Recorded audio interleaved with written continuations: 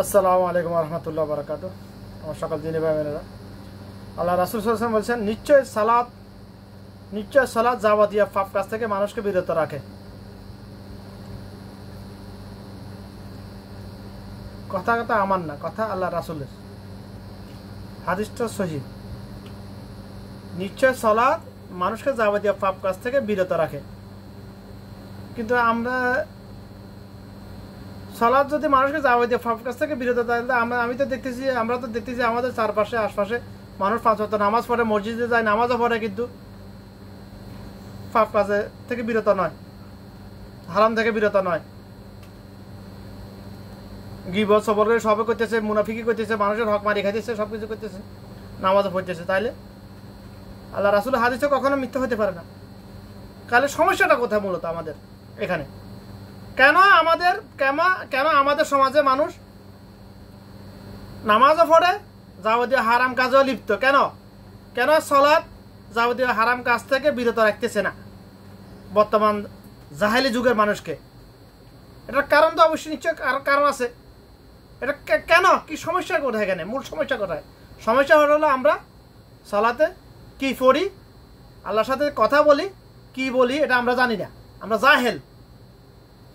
সমস্যাটা হচ্ছে আমাদের মূলত ওইখানে। সমস্যাটা আমরা কি বলি? আউযু বিল্লাহি মিনাশ শাইতানির রাজিম, বিসমিল্লাহির রহমানির রহিম।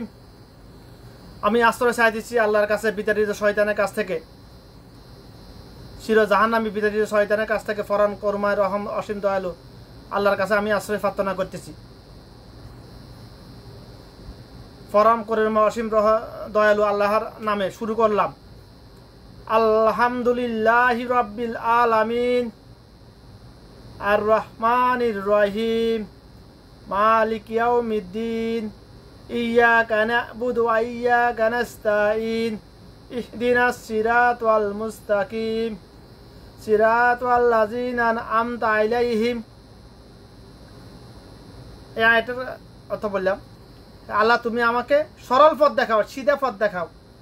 বলতেছি আল্লাহ তুমি আমাকে সিধা পথ দেখাও। মসজিদ থেকে বের হইলে চলি বাঁকা পথে। তাদের পথ দেখিও না যাদেরকে তুমি আযাব দিয়েছ, গজব দিয়েছ। তাদের পথ দেখাও যাদেরকে তুমি অসংখ্য অগণিত নিয়ামত দান করেছ, যাদের উপর তুমি রহমত দান করেছ, তাদের পথ দেখাও।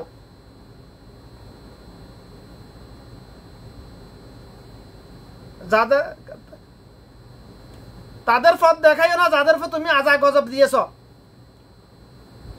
কাদের পথ? তারা কারা? ফেরাউন, নমরুদ, উতবা, সাইবা, মুগিরা, আবু জাহেল, এদের কথা বলা হয়েছে এখানে। তাদের পথ দেখানোর জন্য নিষেধ করেছে, প্রার্থনা করা হয়েছে আল্লাহর কাছে। কিন্তু আসে মূল কথা আমরা এখানে কি বলছি আমরা জানি না। বেশিরভাগ মানুষ, আমাদের বাংলাদেশের ডক্টর খন্দকার আব্দুল্লাহ জাহাঙ্গীর রহমতুল্লাহ বলতেন, যে দেশের 99.99% মানুষ আল্লাহর কালাম জানে না, বুঝে না, সেই দেশে আবার ইসলামী শাসন কিভাবে কায়েম হবে? আগে আমাদেরকে আলেম হইতে হবে, আল্লাহর কালাম জাননেওয়ালা, বুঝনেওয়ালা, সমাজনেওয়ালা আলেম হইতে হবে। তারপর না ইসলামিক শাসন আল্লাহ পাকে কি আদেশ করেছে, কি নিষেধ করেছে সেটা আমরা বুঝতে পারবো, মানতে পারবো। আগে তো আমাকে বুঝতে হবে। তা আমরা তো বেশিরভাগে জাহেল। হ্যাঁ, 99.99% জাহেল, অর্থাৎ হাজারে একজনও নাই আল্লাহর কালাম জানেওয়ালা, বুঝনেওয়ালা বাংলাদেশে। তো আমরা কিভাবে দিন প্রতিষ্ঠিত কিভাবে হবে, দিন কায়েম কিভাবে হবে সেই দেশে? ইসলামী শাসন কিভাবে কায়েম হবে? এত সহজ?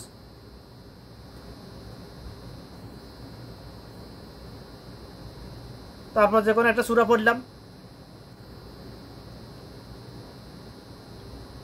অর্থাৎ নামাজের শুরু থেকে শেষ পর্যন্ত আমরা কি বলতেছি আল্লাহর কাছে, আল্লাহ পাক কি বলছে, কি জবাব দিছে আমাকে, এগুলো তো আমরা জানি না।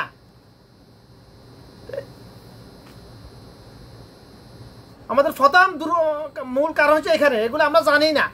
আর দ্বিতীয় আরেকটা কারণ হচ্ছে আমরা মসজিদে গেলে মসজিদকে আমরা জেলখানা মনে করি। মসজিদে ঢুকলেই শুধু চিন্তা করে কখন বেরোবো, কখন ভাইরে আমার ব্যবসা, আমার দোকান বন্ধ করে আসছি। হায় আমার কাজ তুই রাখি আসছি, শুধু এই চিন্তা ভাবনা আমাদের মনের মধ্যে, এই জল্পনা কল্পনা শুধুমাত্র তাড়াহুড়া শুধুমাত্র নদীতে গেলেই। আমাদের মূল ফাউন্ডেশন তো খারাপ ভাই। এই জন্য এই সালাত আমাদেরকে যাবতীয় পাপ কাজ থেকে বিরত রাখতেছে না। প্রথম কথা হলো আমরা আল্লাহর কালাম নামাজে আল্লাহর কাছে কি বলতেছি, আল্লাহর সাথে কি বলতেছি, আল্লাহ পাক কি বলতেছে এগুলো আমরা জানি না। আল্লাহর কাছে কি চাইতেছি এটা আমরা জানি না। আল্লাহ পাক কি দিতেছে দেওয়ার ওয়াদা করেছে এটা এগুলো আমরা জানি না। এই জন্য আমরা মানতেছি না, আমরা না জানার কারণে মানতেছি না, আমাদের জাহেলিয়াতের কারণে আমরা মানতে পারতেছি না। এই জন্য সালাত আমাদেরকে যাবতীয় হারাম কাজ থেকে বিরত রাখতেছে না। এটা আমাদের দেশের কথা। আর আরব দেশের কথা এরা আল্লাহ জন্মসূত্রে আল্লাহর কালাম জানে বুঝে কিন্তু মানতেছে না আবু জাহেলের ন্যায়। কারণ ইমানের দুর্বলতা, ইমান দুর্বল হইতে হইতে এখন এমন এক পর্যায়ে এসে পৌঁছেছে মানুষের ইমান। বর্তমান যুগে বর্তমানে এট দ্য মোমেন্ট 1999 জন মুনাফিক। এই রিপোর্টগুলো কখনো কি আমাদের আগে আর খণ্ডানোর সুযোগ নাই, কারণ এটা বাড়তে থাকবে ওদের ভাই। যত দিন যাবে সংখ্যা বাড়বে, যত দিন যাবে সংখ্যা বাড়বে মুনাফিকের সংখ্যা। একটা কথা না বললে হয় না, মুনাফিকের জন্ম হয় আবার মুসলমানের ঘরে। মুনাফিকরা মুসলমান নামদারি আদম সন্তান কিন্তু সবগুলা। মুনাফিকদের তাওহীদের উপর ঈমান আছে, রিসালাতের উপর ঈমান নাই। মুনাফিকের চিহ্ন তিনটা, সবাই জানে। মিথ্যা কথা বলে, আমানতের খেয়ানত করে, ওয়াদা ভঙ্গ করে। মিথ্যা কথা আমানতের খেয়ানত করতে মিথ্যা কথা বলা লাগে, ওয়াদা ভঙ্গ করতে মিথ্যা কথা বলা লাগে। যে মিথ্যা কথা বলে সেই চূড়ান্ত মুনাফিক। এটা হচ্ছে মুনাফিকের চিহ্ন তিনটা, হাদিস সহিহ হাদিস দ্বারা প্রমাণিত। কিন্তু মুনাফিকের প্রকারভেদ চারিত্রিক বৈশিষ্ট্যের দিক থেকে গুণ বলা যাবে না, দোষের দিক থেকে মুনাফিকের প্রকারভেদ শতাধিক। অর্থাৎ মুনাফিকের চারিত্রিক বৈশিষ্ট্য শতাধিক।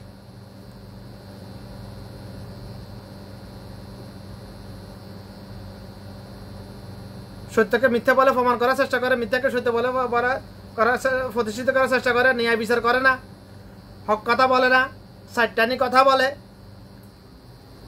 সকলখড়ি করে, গীবত করে। এই সবগুলো মুনাফিকি, সবগুলো মুনাফিকি এগুলা।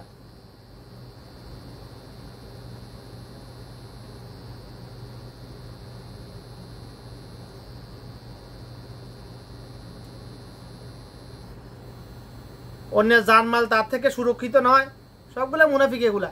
জাহিলিয়াত, সবগুলো জাহিলিয়াত। এই জন্য আমাদেরকে অবশ্যই আল্লাহর কালাম জানতে হবে, বুঝতে হবে। মানার জন্য তো আগে বুঝতে হবে। ভাই আমি যদি চীন দেশে যাই কোনো একটা মিল ফ্যাক্টরিতে কাজ করার জন্য, কোম্পানিতে কাজ করার জন্য, আমি যদি চাইনা ভাষা একেবারে না বুঝি, কিংবা চাইনা ভাষা দোভাষী হিসেবে ইংরেজি ভাষা না বুঝি, আমি ওখানে কি করবো? আমি বাংলাদেশের অনেক বড় ইঞ্জিনিয়ার আর কি। তো আমি যদি চাইনিজ ভাষা কিংবা ইংরেজি ভাষা না জানি, না বুঝি, আমি কি ওই দেশে যাই? আমার খানা আছে, আমার কোনো মূল্য আছে? ওই দেশে কোনো মূল্য নাই। সেম একই অবস্থা। মৃত্যুর পরে প্রত্যেক প্রাণীর ভাষা আরবিতে কনভার্ট হয়ে যাবে সাথে সাথে, রুজা দেহ থেকে বের হওয়ার সাথে সাথে কোন পায়ে কোন হয়ে গেছে। কিন্তু কবরে যাওয়ার পরে আল্লাহর কথা বুঝলে লাভ কি? বুঝে লাভ কি যদি কবরে যাওয়ার আগে যদি না বুঝি, না মানি ভাই? এই জন্য আমাদেরকে তালাবুল ইলমি ফারিদাতুন আলা কুল্লি মুসলিমিন, হাদিসের অর্থ হলো দ্বীনি ইলম গ্রহণ করা প্রত্যেক মুসলমান ননারীর উপর ফরজ। এটা হচ্ছে হাদিসের অর্থ ভাই। হাদিসের ব্যাখ্যা হলো আল্লাহর কালাম জানা বুঝা প্রত্যেক মুসলমান ননারীর উপর ফরজ। দ্বীনি ইলম বলতে এখানে বোঝানো হয়েছে আল্লাহর কালাম, আল্লাহর কথা, আল্লাহর ভাষা, আল্লাহর লগা জানা বুঝা। এটা হচ্ছে জানা বুঝার মতো এলেম গ্রহণ করে, এটাকে বলা হয় দ্বীনি ইলম। এখন আমাদের দেশের স্কুলের কথা গুলি মারলাম। মাদ্রাসা শিক্ষা ব্যবস্থার মধ্যে কি এই ব্যবস্থাপনা আছে? নাই। সব ব্যবসা, সব ধর্ম ব্যবসা। স্কুল কলেজে তো ব্যবসা, মাদ্রাসার মধ্যে ধর্ম ব্যবসা। ইসলামী আবেগকে কাজে লাগিয়ে পুঁজি করে ধর্ম ব্যবসা জমজমাট বাস রমরমা চলতেছে বাংলাদেশে। দেহ ব্যবসা যেরকম, বেশ্যাখানা যেরকম দেহ ব্যবসা জমজমাট রমরমা চলে বাংলাদেশে, আলেমের লেফাজারি মানসিক বাতিল শয়তানগুলা ধর্ম ব্যবসা রমজমাট চালিয়ে যাইতেছে বাংলাদেশে। শুধু হাফেজ বানানোর কারখানা অভাব নেই বাংলাদেশে। বাংলাদেশে প্রতি বছর বাংলাদেশে লক্ষাধিক হাফেজ তৈরি হয়, কিন্তু আলেম তৈরি হয় না একজন। আলেম একজনও তৈরি হয় না বাংলাদেশে প্রতি বছরে। বছরে একজনও আলেম তৈরি হয় না, কিন্তু লক্ষাধিক হাফেজ তৈরি হয়। আমার কথা হলো পৃথিবীতে এমন কোনো আলেম নাই, আমার এই কথাটা কিয়ামত রাখ পর্যন্ত কেউ ভুল প্রমাণ করতে পারে, খণ্ডাতে পারবে ইনশাআল্লাহ। পৃথিবীর সকল আদম সন্তান যদি হাফেজ হয়ে যায়, আল্লাহর জমিনে দিন কায়েম হবে না, দিন ফজর হবে না, যদি আলেম না হয়। আলেম কি? আল্লাহর কালাম জাননেওয়ালা, বুঝনেওয়ালা, সমাজনেওয়ালা আলেম হতে হবে, তারপর হাফেজ হলে লাভ হবে তার।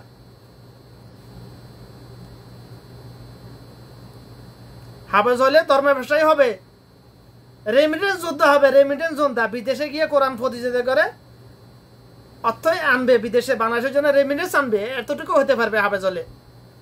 বিশ্বজয়ী হাফেজ বাংলাদেশে অনেক, প্রতি বছর, গত কয়েকদিন আগে একজন হয়েছে বিশ্বজয়ী হাফেজ। প্রতি বছর বাংলাদেশে 2-3 জন বিশ্বজয়ী হাফেজ। এশিয়ার মধ্যে সবচেয়ে বিশ্বজয়ী হাফেজ বাংলাদেশে বেশি, কিন্তু আফসোস আলেম নাই, আলেম হইতেছে না সেই অনুযায়ী। হাফেজ লক্ষাধিক হাফেজ প্রতি বছর বাংলাদেশে তৈরি হইতেছে, লক্ষাধিক, আমি মিনিমাম বলতেছি লক্ষাধিক। কত লক্ষ? লক্ষাধিক বলতে 5 লক্ষ হইতে পারে, 10 লক্ষ হইতে পারে, 20 লক্ষ হইতে পারে, কিন্তু আলেম প্রতি বছরে এভারেজ একজনও হইতেছে না বাংলাদেশে। যাদেরকে আলেম বলে মনে করে সাধারণ মানুষ, তাদের মধ্যে বেশিরভাগ ধর্মের ব্যবসায়ী, বেশিরভাগ আবু জাহেলের ন্যায়, বেশিরভাগ আলেমের লেফাজদারি মানুষ হবে বাতিল শয়তান। বিদাতকে বিদাত বলে, সুন্নাহ বলে চালিয়ে যাইতেছে, এগুলো সবগুলা টাটকা মানুষ হবে শয়তান। এগুলা শয়তান সবগুলা। যে বিদাত করে, যে বিদাতকে বিদাত জেনে সেটা রদ করে না, তার প্রতিবাদ করে না, সে মানুষ হবে একটা বাতিল শয়তান। সে মসজিদের ইমাম মজ্জাম হোক কিংবা সভাপতি সেক্রেটারি যে হোক না কেন, যে বিদাত করায় এবং করে দুইজনে সমান অপরাধী। যে বিদাত পরিচালনা করে, যে বিদাত পালন করে, দুইজনে সমান অপরাধী। বিসমিল্লাহ।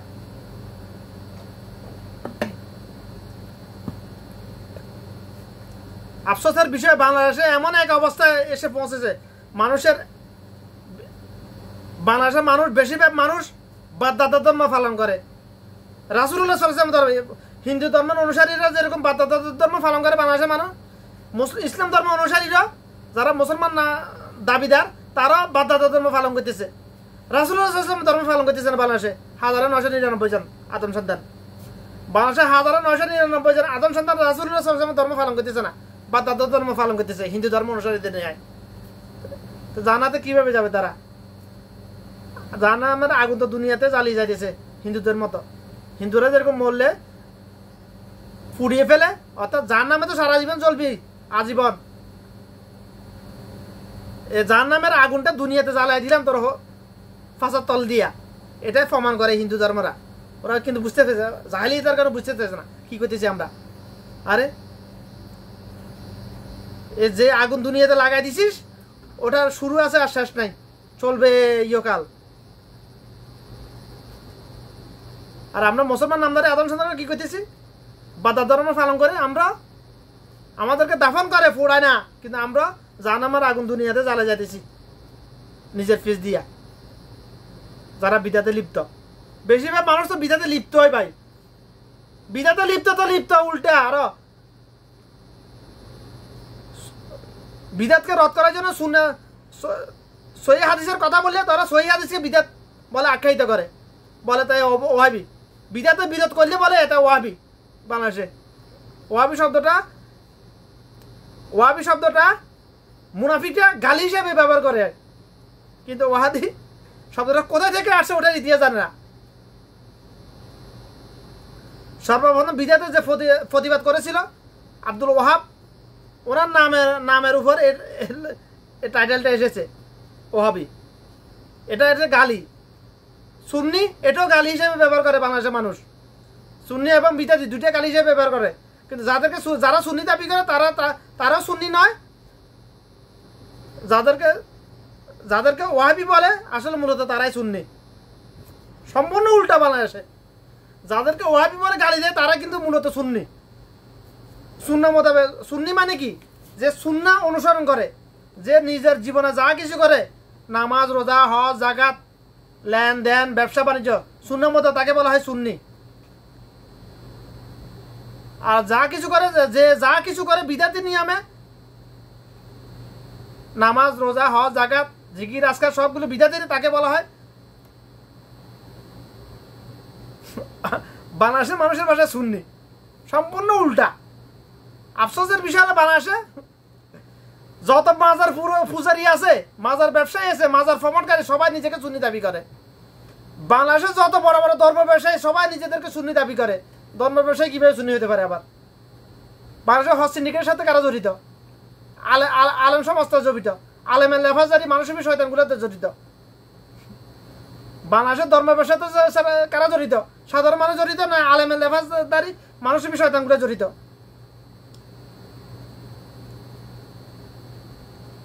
এই জন্য তো আল্লাহ পাক এই ধর্ম যার নাম উদ্বোধন করবে এই ধর্ম ব্যবসায়ীদেরকে দিয়েই, এই ধর্ম ব্যবসায়ীদেরকে দিয়েই,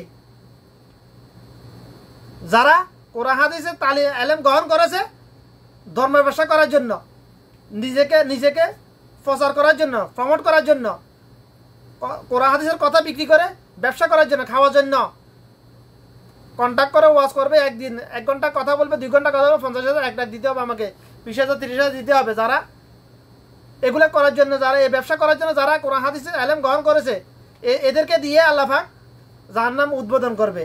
আমার কথা না, আল্লাহ রাসূল সাল্লাল্লাহু আলাইহি ওয়াসাল্লামের কথা, হাদিসের কথা এটা ভাই। জাহান্নাম সর্বপ্রথম উদ্বোধন করবে আল্লাহ পাক ধর্ম ব্যবসায়ীদেরকে দিয়ে। ওই হাদিসের বাংলা অনুবাদ হলো এটাই আমার ভাষায়, ধর্ম ব্যবসায়ী। তাদেরকে ধর্ম ব্যবসায়ী বলা হয় বাংলাদেশের ভাষায়। আমার ভাষায় তাদেরকে ধর্ম ব্যবসায়ী বলা হয়। ওদেরকে দিয়ে জাহান্নাম উদ্বোধন করবে।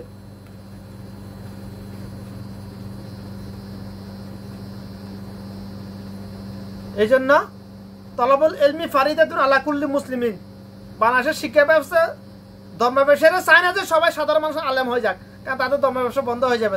তারা তাবিজ বিক্রি করবে কার কাছে, পানি ফারা বিক্রি করবে কার কাছে, ওয়াজ মাহফিলের নামে ধর্ম ব্যবসা করবে কাদের কাছে। এই জন্য তারা চায় না যে সাধারণ মানুষ আলেম হোক, আল্লাহর কালাম জাননেওয়ালা বুঝনেওয়ালা আলেম হোক, এটা তারা চায় না। এই জন্য তারা শিক্ষা ব্যবস্থা এমনভাবে গড়ে তুলেছে বিগত কয়েক শত বছর ধরে, এমনভাবে গড়ে তুলেছে শিক্ষা ব্যবস্থাকে, এমনভাবে তৈরি করেছে, দিন দিন এটা আরো বাড়তেছে, এটা আরো খারাপের দিকে যাইতেছে। কেন? এর জন্য তো আল্লাহ রাসূল সাল্লাল্লাহু আলাইহি ওয়াসাল্লাম কিয়ামতের আগে জাহেলিয়াত মূর্খতা বেড়ে যাবে, জাহেলিয়াত বেড়ে যাবে। বাংলাদেশের শিক্ষা ব্যবস্থা সম্পূর্ণ ইহুদি নাসারাদের রুলস মানতেছে, ব্রিটিশের রেখে যাওয়া উচ্ছিষ্ট রুলসগুলো এখনো ফলো করতেছে বাংলাদেশের শিক্ষা ব্যবস্থার মধ্যে।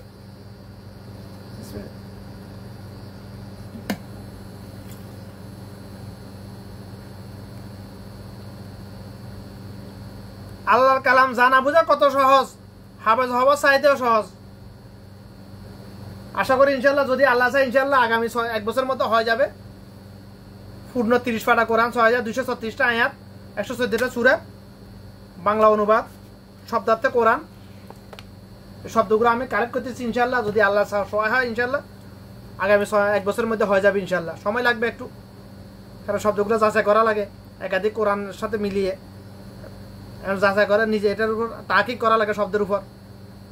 কারণ একই শব্দের অর্থ শব্দের আগে পিছের শব্দের উপর নির্ভর করে ভিন্ন ভিন্ন হয়, অনেক লম্বা সূরা হিসাবে এটা। তো এগুলা জাস্টিফাই করতে হবে। আমার কোনো একটা লেখার মধ্যে একটা শব্দের মধ্যে যদি ভুল হয়ে যায়, তো এটা যারা ফলাবে তারা ভুল পথে চলবে, তাহলে এটা আমার জন্য এটা মুসিবত হয়ে যাবে। এই জন্য সময়টা নেওয়া লাগতেছে আমার, না হলে 1 মাসের মধ্যে তৈরি করতে পারি আমি। সময়টা আমার 1 বছর সময় লাগবে। কেন বলতেছি? আমার এগুলা এই শব্দগুলোর উপর তাহকিক করতে হবে, জাস্টিফাই করতে হবে এগুলো সঠিক কিনা। এই জন্য আমার এই পূর্ণ 30 পারা কোরআনের শব্দার্থ কোরআন তৈরি করতে আমার সময় লাগবে প্রায় 1 বছর ইনশাআল্লাহ, যদি আল্লাহ সহায় হয় আমার। আল্লাহ চাইলে এর আগেও হইতে পারে, সময় দিতে পারি না বেশি, কারণ প্রবাসে আসছি তো ফেরত দায়ী আসছি, সব কিছু ছাড়ি দিয়ে প্রবাসে কেন পড়ে রয়েছি সবাই জানেন। এই জন্য বেশি সময় দিতে পারি, এই জন্য সময় বেশি লাগবে আমার। যা কিছু করতেছি আমি একমাত্র আল্লাহর কাছ থেকে বিনিময় নেওয়ার আশা করতেছি।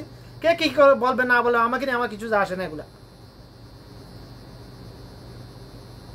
আমি কখনো পাঞ্জাবি গায়ে দিয়ে কথা বলি না বেশিরভাগ সময়, এই জন্য বলি না। পাঞ্জাবি টুপি গায়ে দিয়ে কথা বললে মানুষ আমার কথা শুনবে, আমাকে অনেক বড় আলেম মনে করবে। এটাই ধর্ম ব্যবসায়ী, ব্যবসার কলাপে ঢুকে দেওয়ার সুযোগ পাওয়া যাবে শয়তান। এই জন্য আমি কখনো পাঞ্জাবি পরি না। টুপি এটা আমার ফিতরত, এটা আমার রক্তের সাথে মিশে গেছে। টুপি না লাগালে আমি থাকতে পারি না। টুপি না লাগালে গুনাহ হবে এরকম কিছু নয়, টুপি লাগালে অনেক সওয়াব হবে এরকম কিছু নয়। এটা আমার একটা অভ্যাস হয়ে গেছে। এটা টুপি না লাগা, আমি ঘর থেকে বের হলে আমার কাছে মনে হয় আমি উলঙ্গ, অর্থাৎ উদিলে বের হয়েছি, জামা না পরে বের হয়েছি আমি, এরকম মনে হয় আমার কাছে। এটা আমার অভ্যাস হয়ে গেছে এই জন্য। কিন্তু লম্বা জুম্বা গায়ে দিয়ে মাথা পাগড়ি পরে টকা টুকা কয়েকটা হাদিস জানলে, কোরআনে কয়েকটা হাদিস কিংবা হাফেজ হয়ে গেলে এত আলেম হয়ে গেছে, টাটকা মিশা কথা এগুলো সব। আলেম দুই প্রকার, আবার আবু জাহেলের ন্যায় আলেম, সাহাবীদের ন্যায় আলেম, যে আল্লাহর কালাম জানে বুঝে লেকিন আমল করে না, এবং যেরকম জেনেছে বুঝেছে ওইরকম মানুষের সামনে উপস্থাপন করে, সে হচ্ছে আবু জাহেলের ন্যায় আলেম। ওদেরকে দিয়ে জাহান্নাম উদ্বোধন করবে নাউজুবিল্লাহ আল্লাহ পাক। আর যে আল্লাহর কালাম জানে বুঝে এবং যা জানে তা মানে, যেরকম জানে বুঝে ওইরকম মানুষের উপস্থাপন করে, মানুষের কাছে পৌঁছা দেওয়ার চেষ্টা করে কথাগুলা, তারা হচ্ছে সাহাবীদের ন্যায় আলেম, জান্নাতের অন্তর্ভুক্ত আলেম ইনশাআল্লাহ। আশা করি কথাগুলো বুঝার চেষ্টা করবেন ইনশাআল্লাহ। সবাই আল্লাহর কালাম জানা বুঝার চেষ্টা করবেন ইনশাআল্লাহ। চেষ্টা করতে থাকুন ভাই। আপনাকে পরিপূর্ণ 30 বার কোরআন আলেম হয়ে যেতে হবে বাধ্যতামূলক করতেছি না, চেষ্টা করতে থাকুন। তালাবুল ইলমি ফারিদাতু আলা কুল্লি মুসলিমিন, এলেম তলব করতে থাকুন, করতে করতে মারা যান না আপনি কামিয়াব ইনশাআল্লাহ। কারণ আমি পড়তেছি জালিকা আলিফ লাম মিম জালিকাল কিতাবু লা রাইবা ফীহি হুদাল লিল মুত্তাকিন, আলিফ লাম মিম। এই সেই কিতাব যার মধ্যে কোনো প্রকার সন্দেহ নেই,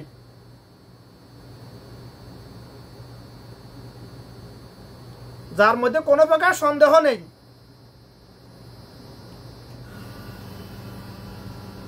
এই সেই কিতাব যার মধ্যে আছে মুত্তাকিদের জন্য হেদায়েতের পথ।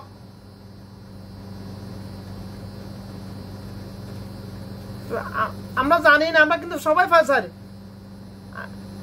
সূরা ফাতিহা তো সবাই পারে, সূরা বাকারা প্রথম কয়েকটা আয়াত বেশিরভাগ মুসলমান পারে, যারা হাফেজ নয় তাদের কথা বলেছি। কিন্তু আল্লাহ পাক কেন কোরআন মাঝে শুরুতে এই কথা বলছে, এই সেই কিতাব যার মধ্যে কোনো প্রকার সন্দেহ নেই, কেন বলেছে? কারণ এর পরে